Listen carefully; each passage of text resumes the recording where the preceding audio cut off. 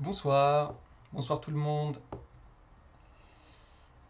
bonsoir Twitch, bonsoir Facebook, j'espère que tout le monde va bien, j'espère que tout le monde m'entend.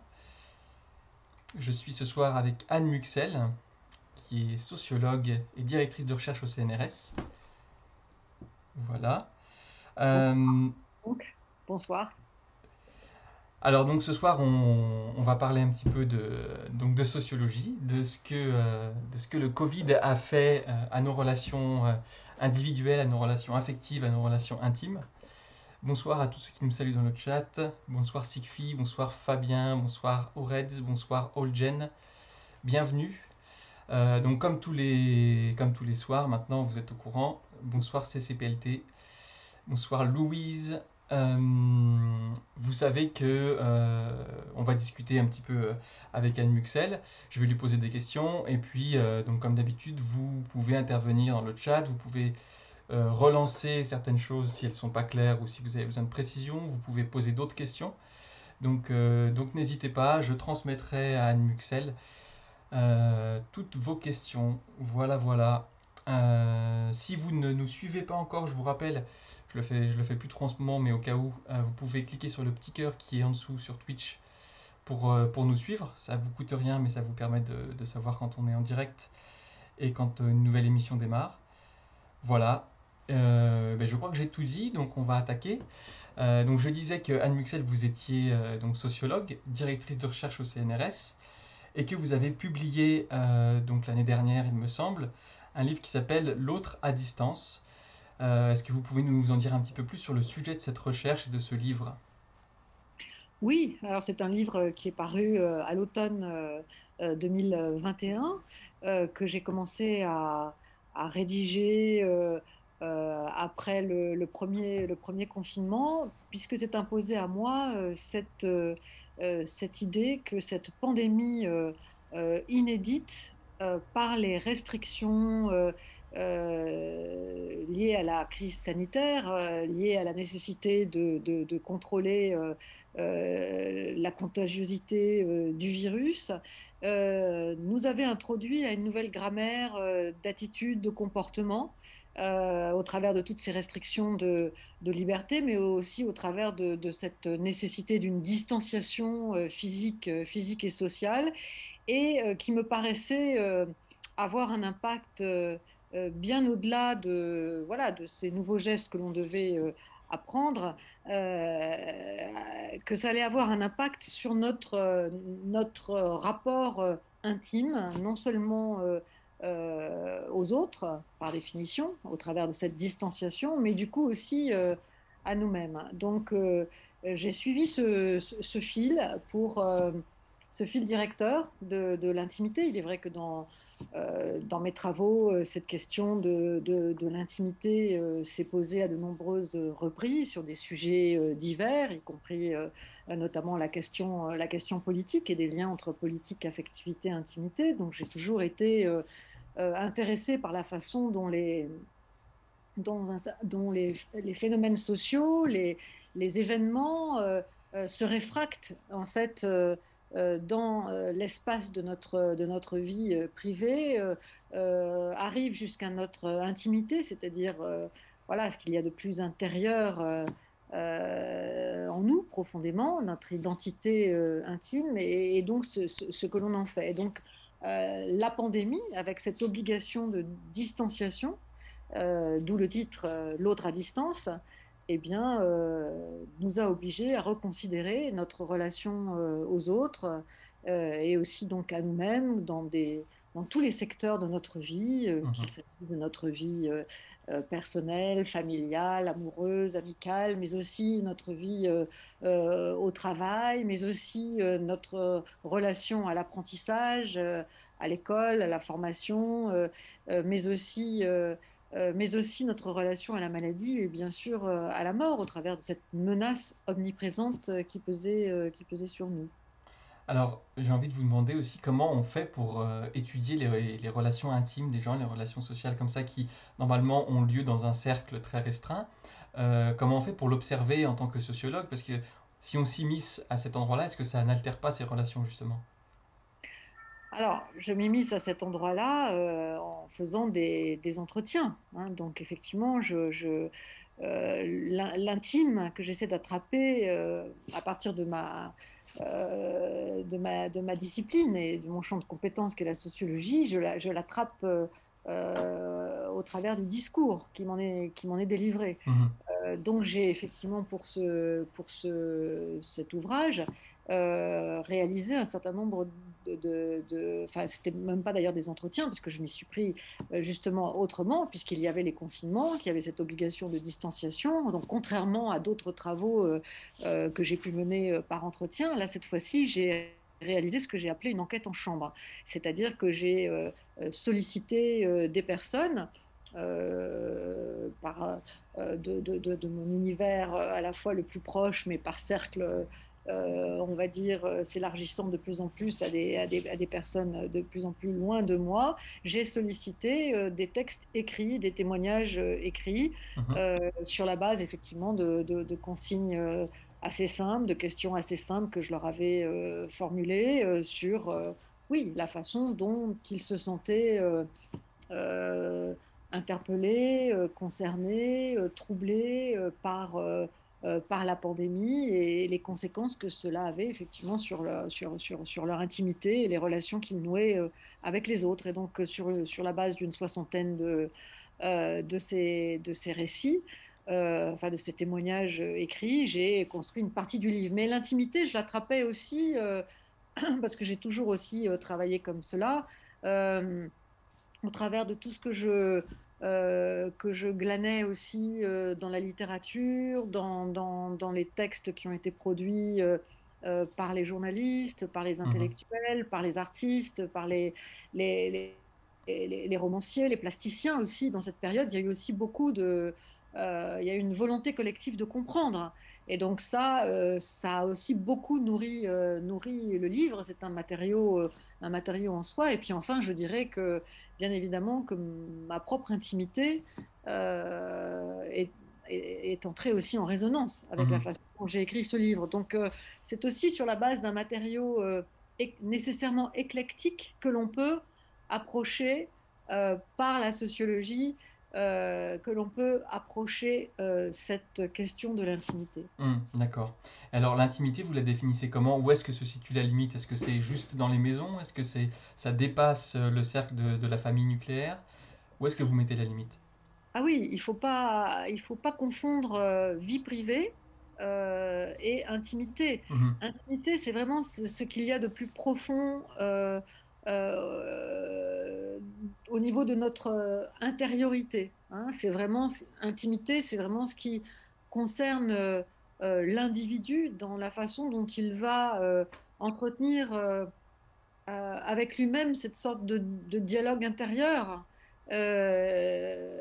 au travers duquel il va ou elle va traiter ce qui lui arrive de l'extérieur et ce qui lui arrive y compris dans l'espace de sa vie privée avec les proches. Mais Mhm. l'intime, c'est justement ce qui résonne vraiment en soi, au plus profond de soi. De ce point de vue-là, D'accord. effectivement, c'est une définition assez proche de ce que par exemple, Saint-Augustin évoquait concernant l'intime, hein. C'est vraiment cette intériorité la plus profonde que l'on a en nous et ce dialogue intérieur où résonnent les émotions, où résonnent les idées, mais aussi les opinions, mais aussi les réactions, les sens aussi, toute cette vie sensorielle qui a été troublée, elle aussi, par les masques, par cette hygiène omniprésente, par cette distanciation. Nos sens eux-mêmes ont été troublés, hein. Mhm. L'ouïe, les sons, les odeurs, le toucher. Bon, on voit bien que tout cela a profondément bouleversé notre façon d'être dans le monde, de faire bouger nos corps et d'entrer en relation avec les autres. Mhm. Alors, on a une question de Sikfi, qui est, je suppose, sociologue aussi, puisqu'il dit notre collègue. Donc, je vous lis la question. À propos de l'intime, que pensez-vous de la formule de notre collègue Pascal Lardelier? Le Covid a introduit dans les relations sociales ce que le sida avait entraîné dans les relations amoureuses. Oui, dans le sens où, oui, il y a cette distanciation, évidemment, à la fois cette distanciation, obligation de tenir l'autre à distance, de se protéger de l'autre, avec cette idée d'un danger réciproque que les uns et les autres peuvent représenter au travers effectivement d'un virus difficilement contrôlable et potentiellement mortel. Oui, il y a évidemment là de ce point de vue-là un rapprochement tout à fait intéressant à faire. Mhm. D'accord. Alors, donc à propos justement de cette recherche en particulier, et du Covid en particulier, donc comment ça s'est déroulé puisque vous avez enquêté sur la période du confinement. Donc je suppose que c'était compliqué, ne serait-ce que pour faire un entretien avec quelqu'un dans cette période-là. Comment vous avez pu procéder alors? Oui, c'est ce que je disais. C'est pour ça que j'ai fait ce que j'ai appelé une enquête en chambre. Je n'ai pas rencontré les personnes. J'ai communiqué avec elles par mail, par texte écrit. Quelquefois, nous avons fait des entretiens par Zoom. Mais c'est vraiment une enquête qui, contrairement aux enquêtes que l'on mène habituellement, euh, dans les travaux de sociologie qui suppose, oui, une relation à l'autre, une rencontre aussi Mhm. avec l'autre. Et bien là, nous en étions empêchés. Et donc, du coup, cette distanciation sociale, cette distanciation physique, elle est aussi venue s'immiscer dans le cadre même de mon travail, dans le cadre même de l'enquête de terrain qui suppose d'habitude une rencontre physique. Donc voilà, je n'ai pas pu faire d'entretien en présence physique Mhm. des personnes qui ont participé à cette étude. D'accord. Et après coup, vous jugez ça comment, cette enquête en chambre? Pour vous, est-ce qu'il y a des choses qui manquent par rapport à une enquête sociologique plus classique? Euh, Moi, j'ai trouvé dans les réponses qui m'étaient faites la matière qu'il me fallait pour penser ce sujet. Donc, les témoignages, voilà, de ce point de vue-là, étaient tout à fait satisfaisants pour moi. Et souvent, les personnes se sont donné la peine de formuler à l'écrit. C'est quelque part plus difficile aussi hein, que de participer à un entretien en face à face, en direct et en présence physique l'un de l'autre. Mhm. Donc il y avait déjà un travail, je dirais, d'élaboration peut-être à l'écrit que ces personnes avaient fait oui, de leur ressenti, de leur expérience, de ce qu'elles avaient à dire, en tout cas sur cette intrusion de l'expérience de la pandémie dans leur intimité. D'accord. Et alors, donc pour en venir vraiment au sujet de ce que ça a changé, euh, donc donc le livre s'appelle L'autre à distance. Qu'est-ce qui a été mis à distance justement pendant cette période? Bien, c'est l'autre d'abord, hein. Donc, oui, c'est l'autre, mais l'autre avec un grand A, c'est-à-dire Mhm. les, toutes les relations que l'on peut nouer à l'autre. Alors, c'est l'autre de sa famille, l'autre de ses parents. Voilà, il y a vraiment pendant toute cette période, notamment une obligation de distance qui s'est imposée, notamment avec les personnes les plus vulnérables, les plus âgées, mais sans cantonner simplement le problème à cette question de la plus ou moins grande vulnérabilité. Du coup, cette distance physique et sociale s'est aussi imposée à des proches. ça a eu une incidence sur la vie des couples. On a pu par exemple observer qu'il y avait moins de vie sexuelle, moins de rapprochements, moins de baisers. Tout ça a été évalué. On Mhm. s'est moins touché. Il y a eu cette méfiance. Et puis surtout, les personnes étaient empêchées de se rencontrer spontanément. Donc ça crée ça aussi, ça a créé un changement dans l'altérité, dans ce que suppose une rencontre qui est aussi toujours une prise de risque. Quand on va vers les autres, c'est aussi que l'on s'expose, que l'on s'expose dans cette prise de risque de la rencontre. Quand on va vers Mhm. les autres, c'est aussi l'expression d'une confiance et d'une confiance réciproque. Et quelque part, la pandémie a beaucoup nui à cette confiance, à entamer cette confiance, puisque l'autre était toujours potentiellement dangereux. Souvenez-vous, par exemple, de, de cette réglementation, ou plutôt de ce slogan, on va dire, sanitaire du ministère de la Santé sur les ondes, qui répétait en boucle, si vous aimez vos proches, ne vous approchez pas trop. Mhm. Il y avait là une sorte d'antinomie entre l'expression de l'amour, Oui. et puis en fait, non, par amour, si j'aime l'autre, et bien justement, non, je ne m'en approche pas pour le protéger parce que je suis un risque pour lui ou pour elle, et réciproquement du reste. Donc tout cela, forcément, a troublé, a troublé nombre de relations et a produit aussi sur la longue durée, parce que c'est quand même, ça fait maintenant 2 ans que nous vivons peu ou prou comme cela, avec des moments où les choses se sont un petit peu relâchées, mais de temps en temps elles se referment à nouveau. Nous n'en sommes pas encore vraiment sortis, et l'on sait maintenant que sur la durée, cela a entraîné des désordres psychologiques, des souffrances psychiques, des pathologies psychiatriques, Mhm. nombre de dépressions, de tentatives de suicide. Bref, on sait très bien, et en tout cas dans certaines sous-populations, et par exemple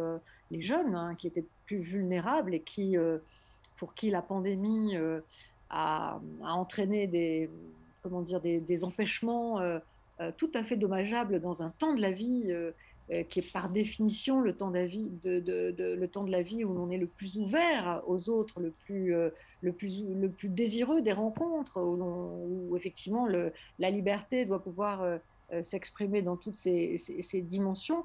Eh bien, oui, les jeunes qui se sont retrouvés bloqués dans leur relation, isolés dans dans leur logement étudiant, des jeunes qui se sont trouvés euh, euh, dans l'obligation de retourner, par exemple, vivre chez leurs parents, parce qu'en raison des difficultés financières que cette crise sanitaire a posées aussi. Mhm.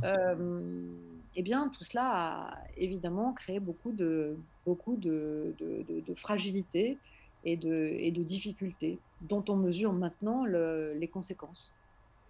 Par rapport aux couples et aux jeunes là, dont vous parliez, on a une remarque dans le chat qui est intéressante. J'ai pas les chiffres, mais peut-être que vous les avez. Donc c'est Sigfi qui nous dit qu'il y a eu plus de consommation d'applis de rencontres et notamment de Tinder pendant le confinement. Est-ce que vous avez été confronté à ces cas de figure? Oui, ça a été vrai tout particulièrement au début. Après, ça s'est un petit peu ralenti, un petit peu calmé, mais il est vrai que les rencontres les voies numériques étaient finalement les seules possibles, et c'était vrai pour les couples, c'était vrai pour les premières rencontres, c'est vrai aussi pour tous les gens qui se sont retrouvés séparés. Il y a aussi beaucoup de couples qui se sont retrouvés séparés parce que ne travaillant pas au même endroit Mhm. ou ne vivant pas dans les mêmes pays, avec après toutes les réglementations sanitaires. Il y a aussi beaucoup de gens qui ont vécu des séparations très difficiles et sur de nombreuses semaines, voire de nombreux mois. Sans pouvoir se rencontrer. Et puis on a assisté ce à quoi tout le monde a peu ou prou participé, c'est-à-dire à cette sorte de WhatsAppisation de la vie familiale, de la vie amicale, hein, les Oui. apéritifs en ligne, les repas d'anniversaire où il y Mhm. avait un ordinateur branché dans un coin où tout le monde se retrouvait, toutes ces applications aussi de rencontres qui ont vu le jour pour permettre aux gens de continuer finalement à se voir, à se parler, à se rencontrer, mais se rencontrer au travers d'un écran, évidemment, que ce n'est pas la même chose. Et ça, de tout cela, je parle évidemment Mhm. beaucoup dans mon livre. Mhm. D'ailleurs, j'ai une question par rapport à ça, parce que ça me vient au niveau personnel. C'est vrai qu'au départ, on a fait ces apéros Skype, voilà, ces visios, et puis petit à petit, quand même, on a arrêté. En tout cas, de mon côté, est-ce que ça a été le cas de beaucoup pendant le confinement, vous qui avez enquêté dessus? Oui, tout à fait, tout à fait. Vraiment, ce que vous racontez est le lot de la majorité. Voilà, lors du le premier confinement a été vécu comme une expérience tellement inédite, tellement forte, que finalement, on l'a vécu dans une sorte comment dire, d'élan collectif, en tout cas de sentiment que on était tous embarqués dans une expérience collective voilà, complètement inédite par rapport Mhm. à ce que l'on avait pu vivre les uns et les autres jusque-là. Et donc, il y a eu beaucoup comment dire, d'invention, de création, de volonté, de volontarisme aussi pour faire exister les liens, pour s'organiser, pour se voir quand même. Donc, souvenez-vous, les personnes se mettaient de balcon, il y a eu des tas de choses qui ont été relayées. On pouvait chanter, faire de la musique. Bon, évidemment, il y a eu les applaudissements pour le personnel, le personnel soignant à 8 heures. Et puis, il Mhm. y avait effectivement cette volonté des familles, des couples, des amis de se retrouver. Et puis, l'été est venu, les contraintes se sont desserrées, et quand le deuxième et le troisième confinement à l'automne sont réapparus, eh bien, il n'y a pas eu la même mobilisation collective. Et il y a même eu une forme voilà, de lassitude hein, qui fait que eh bien, toutes ces activités se sont beaucoup affaiblies. Il n'y a plus personne aux fenêtres pour applaudir le personnel soignant dans les grandes Mhm, c'est villes. vrai. Et ce qui est peut-être et même sûrement dommageable pour le personnel soignant. D'ailleurs, pour avoir fait beaucoup d'enquêtes aussi par la suite auprès de ce personnel, eh bien, tout le monde l'a remarqué, bien sûr. Mhm. Euh, il n'y avait pas la même mobilisation. Lors du premier confinement, il y avait aussi dans les hôpitaux des personnes qui amenaient au personnel soignant de la nourriture. Il y avait une sorte de solidarité qui s'exprimait, quels que soient les univers de la vie sociale que l'on pouvait encore euh, tenir en ordre de marche ou de bataille. Mhm. Et puis oui, ça s'est érodé lors du deuxième confinement, du troisième, et puis maintenant on n'entend plus. Qui fait aujourd'hui encore des apéritifs en ligne ou Mhm. très peu, très C'est peu. vrai. Voilà. Mhm. Simplement, tout le monde a pris un peu l'habitude voilà, de se connecter plus facilement. C'est peut-être dans le travail finalement que les traces sont les plus importantes avec le télétravail qui s'est instauré. Et puis, oui, cette habitude que l'on a pris des réunions d'équipe, Mhm. pour ceux, en tout cas, dont les métiers le permettent, de se réunir par, euh, par les voies numériques. Mais, mais globalement, dans la sociabilité familiale, amicale, amoureuse, ça a quand même ça s'est fortement atténué. Mhm, d'accord. Tout à l'heure, vous parliez un peu de comment l'avaient vécu les jeunes. Est-ce qu'il y a d'autres différences entre les âges que vous avez perçues? Est-ce que, par exemple, les personnes âgées l'ont vécu différemment et il y avait des spécificités par rapport à leur âge? Est-ce que les personnes en activité aussi ont eu des difficultés spécifiques à leur travail? Bah, on a beaucoup opposé les générations. Enfin, on a cherché finalement d'une certaine façon, à instrumentaliser un conflit générationnel, c'est-à-dire que on pénalisait les jeunes en protégeant les vieux. Bon, voilà, Mhm, il y a eu beaucoup cela. Moi, dans mes travaux et dans ce que j'ai pu observer, j'ai pas constaté cela. J'ai constaté au contraire plus de solidarité entre les générations. Je crois que les jeunes, certes, ont beaucoup pâti, hein. Il est clair qu'ils ont pâti de la crise sanitaire et ce n'est pas fini, Mhm. tant dans leur trajet de formation que dans leur parcours professionnel. Ils ont été retardés, empêchés, ils ont pu perdre leur travail. Les conditions d'études étaient, pour ceux qui poursuivaient leurs études, étaient complètement euh, modifiées. Mais en même temps, les jeunes n'étaient pas du tout indifférents, loin de là, à ce qui se passait pour les personnes âgées et sur les menaces spécifiques que suscitait ce virus sur les personnes les plus vulnérables. Euh, les grands-parents, évidemment, le souci des grands-parents a évidemment été l'occasion pour eux d'une prise de conscience, hein, Mhm.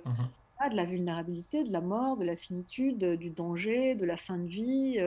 Et donc, je crois que les jeunes avaient très à cœur de protéger les aînés. Quant aux plus âgés, ils n'étaient pas du tout dans des logiques d'égoïsme générationnel. Au contraire, ils étaient, la plupart en tout cas de ceux que j'ai eu l'occasion dont j'ai eu l'occasion de recueillir les témoignages, etc., étaient tout à fait concernés par toutes les difficultés que cette crise sanitaire entraînait pour les jeunes, toutes les entraves et tous les Mhm. obstacles qu'ils auraient à surmonter et les conséquences durables aussi que cela allait entraîner. Donc voilà, je pense que cette pandémie a été aussi l'occasion de prise de conscience, de liens entre les générations et plus largement d'ailleurs de liens euh, à une échelle plus large, dépassant simplement notre pays. Alors de Mhm. liens, du fait en tout cas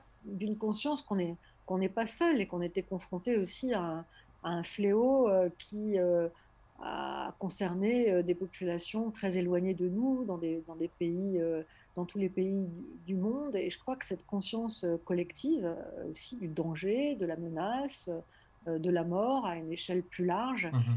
cette prise de conscience aussi de certaines inégalités flagrantes entre les pays riches, les pays pauvres, eh bien, oui, tout cela peut être aussi, comment dire, dans une lecture plutôt optimiste, Mhm. euh, peut-être rappeler notre appartenance à une même humanité quand même.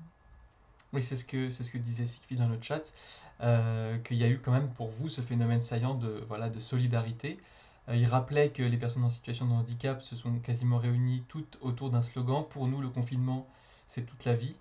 Voilà, il y a eu voilà, des manifestations de la part de certains groupes voilà, de leur vulnérabilité.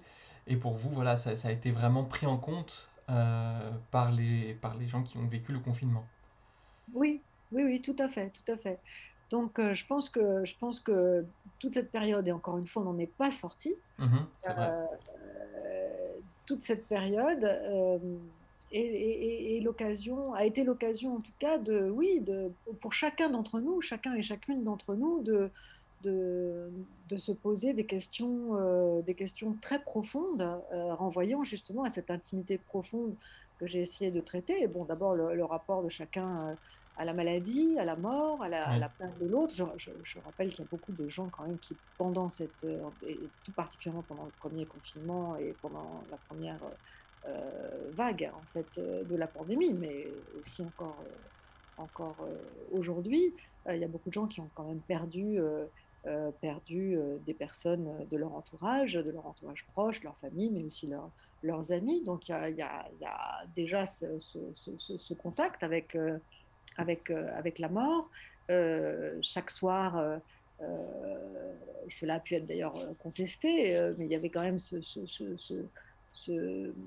ce décomptage en fait du nombre de morts, de cas à l'échelle du pays, à l'échelle des Mhm. régions dans notre pays, mais aussi à une échelle plus large, à l'échelle planétaire. Donc tout cela, tout à coup, cette conscience de la mort à un niveau collectif, ça fait aussi longtemps qu'on ne l'avait pas eu à ce point.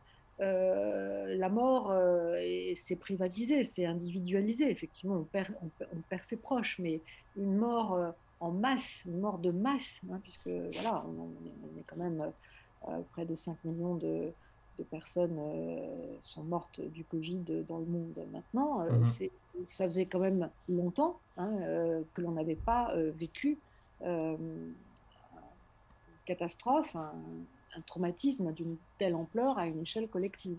mhm, ouais. Alors bonsoir à ceux qui nous rejoignent. Juste, je rappelle qu'on va pas parler du vaccin ni du pass vaccinal ce soir.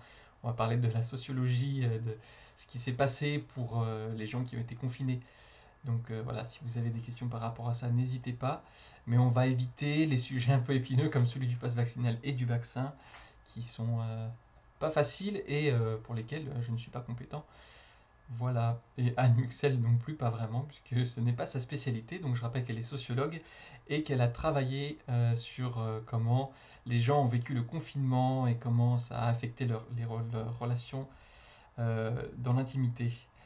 Donc voilà, ben, continuons. Donc je voulais vous demander aussi, est-ce qu'il y a des sphères de notre intimité qui ont été épargnées par cette mise à distance que vous décrivez dans votre livre?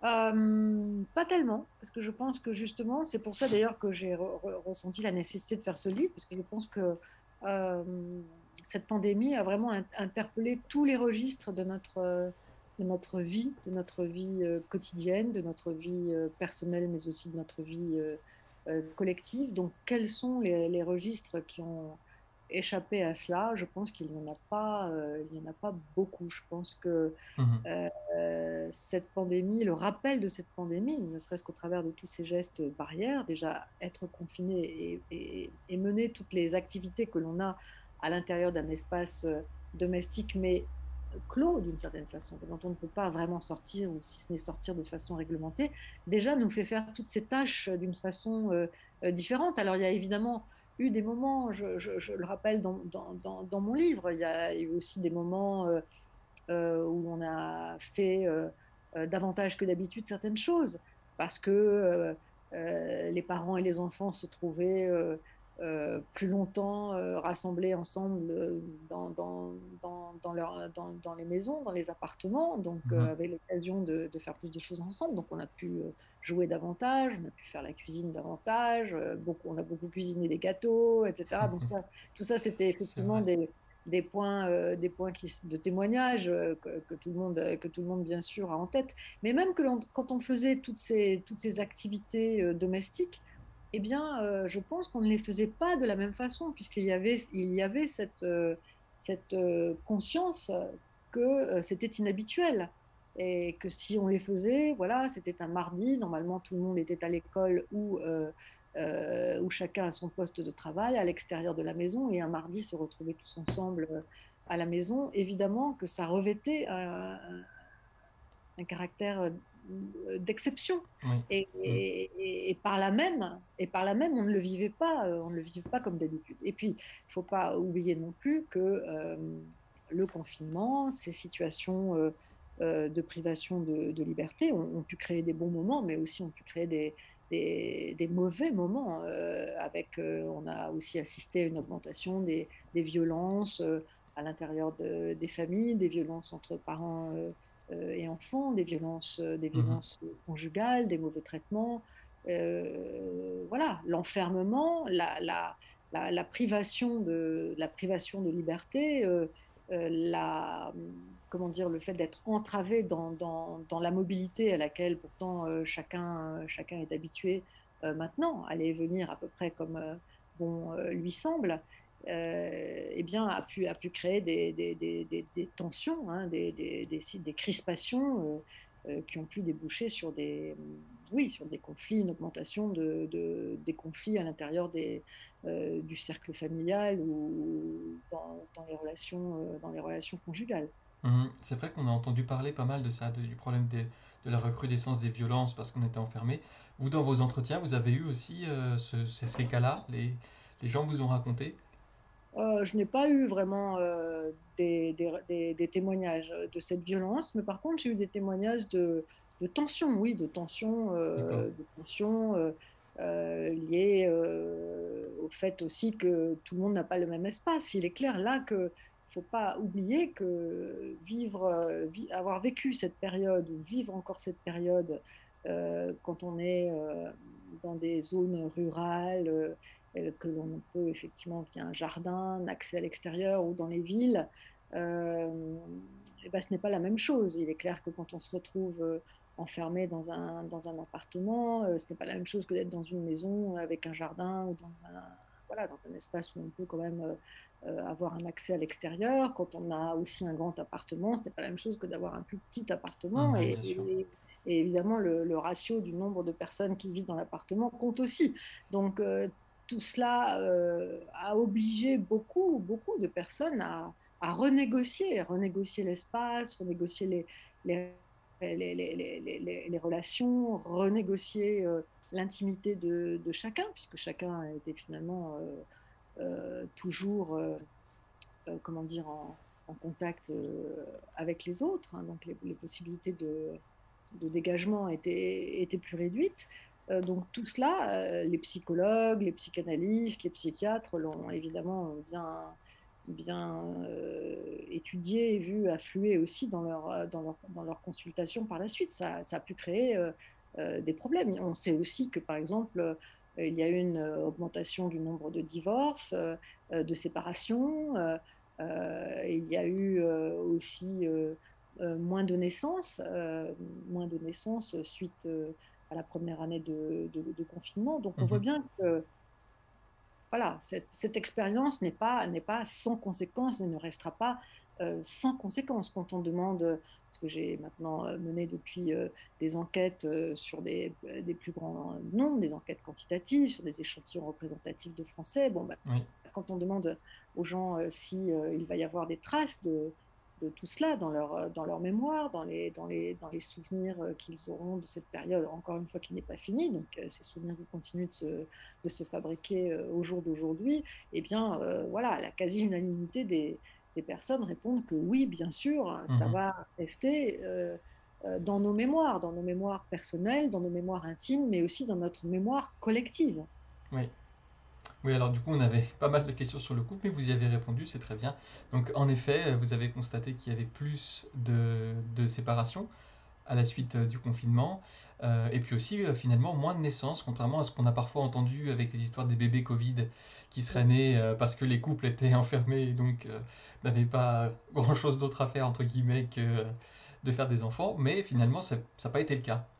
Ça marche pas comme ça, Ça ne effectivement. marche pas comme ça. Oui, non, je crois qu'effectivement, la coprésence permanente, finalement, finit par, oui, par avoir des effets négatifs. On a besoin de se quitter aussi pour se retrouver. On a Mhm. besoin, l'individu, il a aussi besoin d'espace de dégagement, voilà, de liberté pour finalement revenir à l'autre. Et l'omniprésence de l'autre n'est pas le meilleur moyen de la rencontre. Mhm. Oui, je comprends. Alors, vous parlez aussi dans votre livre de quelque chose qui est assez déroutant, puisque vous dites que la peur de la maladie, elle a joué un rôle un peu ambivalent dans notre rapport à l'autre. C'est que, du coup, comme on avait peur, on a mis l'autre à distance, mais en même temps, ça nous a rapprochés à cause de cette peur qu'on avait d'en être séparés. Est-ce que vous pouvez expliquer cette ambivalence? Oui, bien sûr, parce que le virus est un danger. Il était un danger potentiellement mortel, je le répète. Donc, effectivement, la maladie fait peur et s'est imposée l'idée que l'autre était bien sûr un danger pour soi, mais qu'on était aussi un danger pour l'autre au travers de cette transmission possible du virus. Donc, à la fois, on a dû apprivoiser cette peur autant que faire se peut, en tout cas s'arranger de cette peur. Mais de fait, ça crée une distance. Et regardez, depuis, on s'embrasse beaucoup moins. Mhm. Qui va aujourd'hui faire la bise un inconnu ou une inconnue, très peu de gens maintenant, hein. Très peu de gens se serrent la main, très peu de gens s'embrassent, en tout cas dès l'instant où on ne se connaît pas, alors qu'avant c'était beaucoup plus évident. Mhm. Et il y a toute cette gestuelle du point contre point, du coude contre coude, voilà, du salut plus asiatique, etc., des gestes à distance. Tout cela maintenant est quand même passé dans notre vie, dans notre grammaire de comportement quotidienne et probablement laissera des traces durables. Et dès qu'on rentre dans un endroit, dès qu'on est soumis à effectivement une assemblée de personnes inconnues, que ce soit dans un magasin ou dans une salle de réunion dans laquelle on va venir, ou dans une salle de théâtre ou de cinéma, ou dans un événement collectif quelconque, Mhm. ben, on se masque. Hein, Oui, on commence d'abord par se cacher. Donc, oui, c'est toujours aussi le rappel voilà, de cette confiance qui est quand même brisée par le virus. Mais pour en revenir donc à votre question, donc par rapport à la maladie, alors il y a eu déjà cette nécessité d'apprivoiser la peur, hein, la peur, mais la peur d'attraper la oui. maladie et la peur de donner la maladie à l'autre. Mais l'ambivalence, elle vient aussi du fait qu'en même temps qu'il y avait ça, en même temps, euh, eh bien, le virus, cette pandémie, sont aussi venus rappeler la peur que l'on pouvait avoir de perdre l'autre. Mhm. Hein, donc en même temps de Oui. perdre celui que l'on aime, voilà, que l'autre soit emporté, affecté par, par ce virus. Et du coup, de ce point de vue-là, ça rapproche aussi de l'autre. C'est-à-dire que ça fait lien, ça rappelle combien l'autre peut être, être central, important, vital pour soi. Donc voilà, c'est cette, cette tension finalement entre à la fois la peur euh, que l'autre peut susciter et en même temps cette conscience que l'on peut le perdre. Mhm. Voilà, je crois que c'est ce que je voulais dire. D'accord, ben, c'est très clair. Alors on a une question aussi au-delà du couple par rapport aux rapports amicaux. Est-ce que du coup on suppose qu'ils ont été perturbés? Euh, la question était les confinements ont mis de la distance et le retour à la vie sociale a été compliqué pour certains. Est-ce que vous avez constaté ça? Oui, tout à fait. Alors, ce qui est intéressant, c'est que c'est pas tellement le premier cercle des amis qui a été trop entamé, mais vraiment les amis très très proches, hein, ceux que l'on compte sur le doigt d'une main, on va Mhm. dire.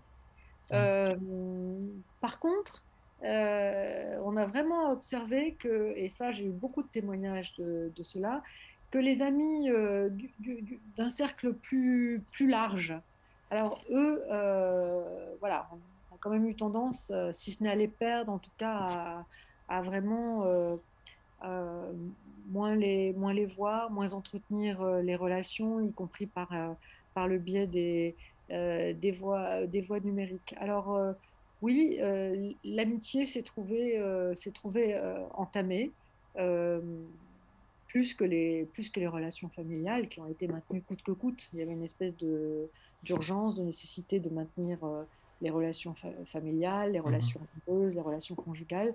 Les amis passaient après, et donc Oui. ceux qui ont vraiment le plus résisté, c'est vraiment le cœur des amis. Mais tout ce cercle de relations amicales, disons, plus large, euh, ces réseaux collectifs au sein desquels on évolue, ces réseaux Oui. de sociabilité, de gens qu'on connaît, avec lesquels on va prendre de temps en temps un pot, un verre, on va se Mhm. retrouver, etc.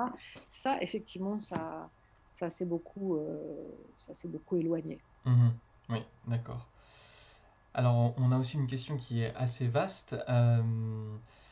Donc Madame Muxel peut-elle nous parler des relations sociales en ligne qui ont dû se développer pour pallier à l'isolement? Euh, qu'est-ce que, quel retour vous avez eu sur les relations en ligne des gens quand ils vous ont raconté ce qu'ils avaient vécu pendant le confinement? Bah quand même, bon, voilà, que c'était mieux que rien, on va dire. Donc Oui. ça a été une occasion de maintenir le lien. Et ça, je crois que c'était très important sur le plan émotionnel, social, euh, affectif, voilà, de pouvoir se voir, se parler, échanger, etc., malgré tout, même si on était physiquement séparés. Mais tous ont quand même dit que c'était aussi insatisfaisant, parce qu'au fond, euh, l'altérité, elle suppose le corps, elle suppose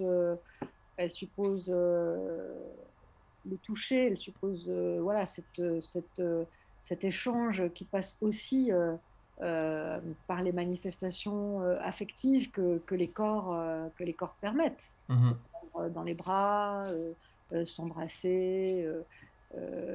Voilà, dans la vie avec ses proches, c'est quand même très important. Et beaucoup de personnes ont été privées de cela, et ça, c'est effectivement une entame assez importante de l'intimité et du lien affectif que l'on peut avoir avec les autres. Moi, par exemple une mère âgée, hein, Mhm. très âgée même, et c'est vrai que ça fait 2 ans que je ne la prends pas dans mes bras. Donc, Oui. euh, voilà, ça, de fait, ça a créé euh, beaucoup de souffrance, de frustration. Et là, évidemment, j'en viendrai par exemple à toutes les personnes, malheureusement, qui ont été rattrapées par la maladie, qui sont mortes à l'hôpital, dans des conditions d'isolement, de séparation d'avec leurs proches en raison de toutes les restrictions sanitaires. La façon dont la mort a été traitée dans cette période a été vraiment un moment de rupture anthropologique majeure, c'est-à-dire que jamais on a traité dans nos sociétés les morts de cette façon-là. Hein. Mhm.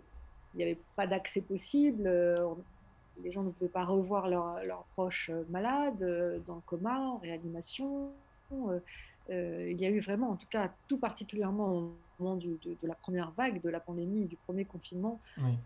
des expériences extrêmement douloureuses de cette distanciation physique, de cette séparation brutale des corps et donc aussi des êtres. Mhm. Alors Sikvi, je vois que tu poses une question, mais ça m'a l'air un peu technique. Peut-être tu peux préciser ce que tu veux dire par les travaux de E.T. Alors, je pense que c'est un américain, Hall, qui serait à revoir. Euh, donc, j'aurais une autre question, Anne Muxel. On approche de la fin, donc une question voilà, qui servirait un peu de conclusion. Euh, Vous avez parlé tout à l'heure des changements au niveau de la façon dont on se salue, donc la fin plus ou moins de la bise et des serrages de main. Est-ce que, d'une manière générale, vous voyez dans les changements qui ont eu lieu depuis la crise sanitaire des choses qui pourraient être durables? Oui, je pense que ça, c'est quelque chose qui va effectivement rester. Cette mise à distance, tout particulièrement cette mise à distance des corps, des façons de se saluer, de se rencontrer, tout particulièrement avec des personnes que l'on ne connaît pas. Mhm. Je crois que de ce point de vue-là, au niveau de ce contrat de confiance hein, que suppose justement cette prise de risque que j'évoquais tout à l'heure, qui est, qui est, qui est le cas de toute rencontre, eh bien, je crois qu'aujourd'hui, beaucoup de gens sont plus réservés hein, par rapport à ça. Mhm. Donc, je pense que de ce point de vue-là, ce geste barrière, en tout cas, que représente cette distanciation sociale, va rester. Je pense, on n'a pas eu le temps de parler beaucoup du masque, mais le masque, il y a tout C'est un vrai. chapitre du livre, en tout cas pour ceux que ça intéresse, qui est consacré au masque, qui lui aussi vient troubler cette reconnaissance Mhm. reconnaissance du visage qui porte l'identité des individus, qui Oui, fait c'est que vrai. l'on est tout de suite reconnaissable pour l'autre. On a tous fait cette expérience pendant cette période de ne pas reconnaître son voisin, voire même son ami, voire même quelqu'un de proche, en le croisant dans la rue ou en le voyant arriver au loin, parce que masqué. Donc ça a beaucoup, là aussi, Oui. troubler cette reconnaissance dans le lien à l'autre. Donc ça, je crois que probablement ça va perdurer. On va peut-être perdre l'habitude du masque aussi systématique dans, à la fois en intérieur, mais aussi en extérieur, c'est Mhm. possible, mais je pense que cela sera maintenu sûrement longtemps, en tout cas cela reviendra facilement, comme c'est le cas d'ailleurs dans les pays asiatiques, par exemple dans les transports, par exemple dans certains lieux publics, par exemple dans certaines grandes manifestations. Je pense que quand même, voilà, le risque des pandémies, le risque des virus qui vont forcément se recombiner, muter. Il y aura probablement d'autres attaques virales. En tout cas, les épidémiologistes, les virologues, les scientifiques nous annoncent que ce sera évidemment un enjeu pour le futur, pour les années à venir. Et je pense que voilà, de tout cela, nous garderons forcément un certain nombre de pratiques, de comportements, de réflexes euh, Mhm. qui, euh, qui auront une incidence sur notre façon d'être avec les autres Mhm. Ouais, et donc d'être avec nous-mêmes. mhm. Une sorte de changement de culture. Donc on avait aussi une question par rapport à ça. Est-ce que ce changement de culture qui semble assez profond, est-ce qu'il est plus difficile à vivre pour les anciennes générations que pour les plus jeunes qui semblent, alors pour la personne qui pose la question, pour Aurès qui pose la question, les jeunes semblent s'être plus facilement adaptés à ça que les plus anciens. Est-ce que vous avez constaté ça, pardon? Oui, c'est normal que les jeunes, par définition, s'adaptent davantage et plus facilement à de nouveaux comportements, même si je persiste à penser que quand même cette méfiance, notamment dans un temps qui est celui de la découverte de l'autre, de l'ouverture, de la liberté, voilà, n'est pas sans conséquences profondes sur la construction intime, la construction de l'altérité, la construction de l'amour. Je Mhm. crois que peut-être, on va dire que c'est plus facile pour les jeunes, mais je crois que bien fondamentalement, ça peut aussi euh, créer des modifications, des troubles durables dont on ne mesure pas encore exactement les conséquences. Quant aux personnes plus âgées, oui, je pense que c'est éprouvant parce que pour les personnes âgées qui ont une durée de vie somme toute limitée, Mhm. qui par ailleurs ont sûrement un grand besoin de contact avec les proches, de manifestations d'affection, de tendresse, d'affectivité. Bon, ben voilà, tout cela, évidemment, c'est sûrement assez difficile à vivre. D'accord, je comprends. Eh ben, je pense qu'on va pouvoir s'arrêter là. On est bientôt à 19 heures. Alors, je rappelle, je vais vous mettre le lien tout de suite dans le chat que donc Anne Muxel, vous avez publié l'autre à distance l'année dernière. Voilà, que vous pouvez En retrouver. 2021. Hop, voilà, vous avez le lien L'autre à distance quand une pandémie touche à l'intime, et ça a été publié chez Odile Jacob. chez Odile Jacob. Voilà, vous avez le lien tout de suite dans le chat. Vous avez aussi été interviewé dans le dernier numéro des grands dossiers de sciences humaines que je montre tout de suite à l'écran. Voilà. Donc dedans vous avez, c'est en kiosque, c'est donc un numéro qui s'appelle Les grands enjeux du monde contemporain. Et dedans on a une interview de Anne Muxel, donc à propos de ce dont on vient de parler ce soir. Et puis vous avez aussi dans le dernier numéro de Sciences Humaines un article de Maude Navarre, qui est journaliste au magazine, et qui a parlé de ce sujet aussi, et qui en a discuté avec Anne Muxel d'ailleurs, elle est présente, elle est citée dans l'article de Maude. Voilà, ben je crois que j'ai fait le tour. Je vous dis pas à la semaine prochaine du coup cette fois-ci. Je vois qu'il y a quand même d'autres questions qui se posent. Ben, je suis désolé, on va devoir arrêter là. Merci à toutes et tous pour votre participation. Donc je disais, je ne vous dis pas la semaine prochaine puisque je suis en vacances la semaine prochaine. Donc je vais souffler un peu pendant une semaine et on se retrouve dans 15 jours. Et dans 15 jours, on va parler donc du prochain numéro de Sciences Humaines qui est consacré à l'intelligence. Donc on sera avec deux chercheurs, une chercheuse, un chercheur qui ont fait des recherches sur l'intelligence. Donc on essaiera de savoir ce que c'est un peu que l'intelligence. C'est pas si simple que ça en a l'air. Et bah voilà, on sera avec vous pour en discuter. Il y aura aussi Héloïse Léreté qui est la directrice de la rédaction. Donc bah, d'ici là, portez-vous bien. Bonnes vacances si vous l'êtes. Bonne soirée à tous. Et voilà, un grand merci à Anne Muxel d'avoir participé à l'émission. Merci beaucoup. Et à très bientôt.